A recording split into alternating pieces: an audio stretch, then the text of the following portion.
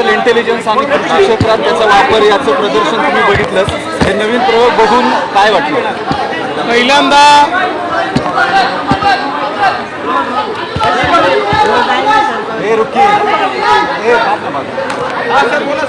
पहिल्यांदा देशाचे कृषी मंत्री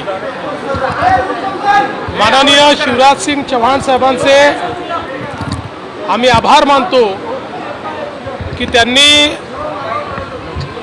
महाराष्ट्रामध्ये आणि देशामध्ये फलोत्पादनामध्ये हॉर्टिकल्चरमध्ये क्लीन प्लांट प्रोग्राम घोषित केलेला आहे।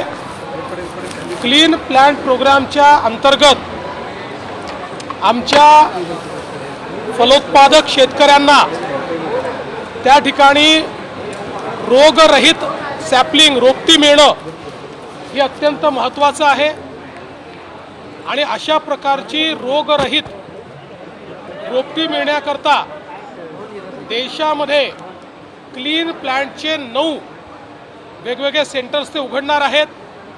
या 9 सेंटरपैकी 3 सेंटर त्यांनी महाराष्ट्राला दिलेले आहेत, ज्याच्यामध्ये द्राक्षावर सेंटर पुण्याला असेल, संत्र्यावरचं सेंटर नागपूरला असेल आणि त्याचसोबत जे डाळिंब आहे याच्यावरचं सेंटर सोलापूरला असेल। प्रत्येक सेंटरकरता 100 कोटी रुपये ते देणार आहेत आणि त्याचसोबत मोठ्या प्रमाणात नर्सरी सुरू करण्याची घोषणा त्यांनी केली आहे।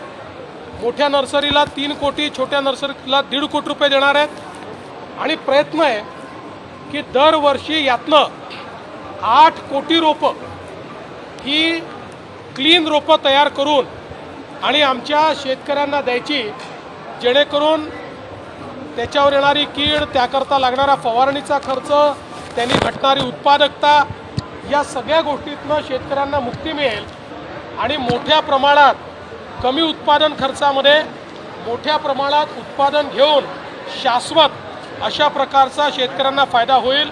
आणि म्हणून एकूण 9 पैकी 3 म्हणजे 1/3 सेंटर्स हे एकट्या महाराष्ट्राला दिल्याबद्दल मी माननीय शिवराज सिंग चौहान साहेबांचे मनापासून आभार मानतो। आज पुणे इंटरनॅशनल ॲग्री हॅकेथॉन ही एक अतिशय चांगली स्पर्धा या ठिकाणी आयोजित केली होती। त्याच्या बक्षीस वितरणाकरता माननीय शिवराज सिंग चौहानजी आणि अजितदादा आणि आम्ही सगळे या ठिकाणी आलो होतो। अतिशय चांगल्या संकल्पना यामध्ये पाहायला मिळाल्या।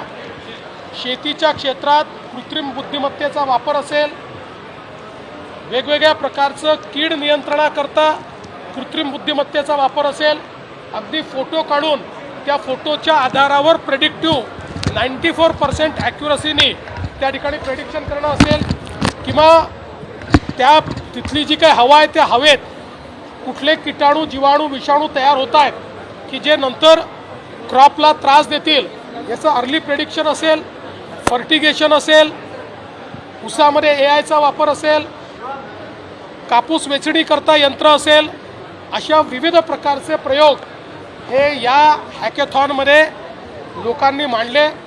आम्ही घोषणा केली आहे की याच्यामध्ये जे काही आज वेगवेगळ्या प्रकारचे प्रयोग आले आहेत त्याच्याकरता एक इन्क्युबेशन सेंटर आम्ही सुरू करू आणि यांना प्रॉडक्टपर्यंत इन्क्युबेट करण्यामध्ये आम्ही मदत करू।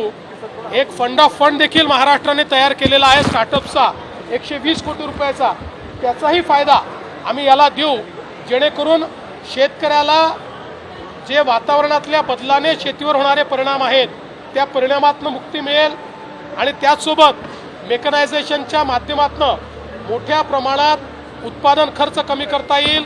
आज शेतमजुरांची जी कमतरता आहे त्यातनं त्यांना मार्ग काढता येईल आणि म्हणून अशा प्रकारच्या यशस्वी प्रयोगांना माननीय कृषी मंत्री महोदय शिवराज सिंग चौहानजी यांच्या हस्ते आज पुरस्कार देण्यात आलेला आहे।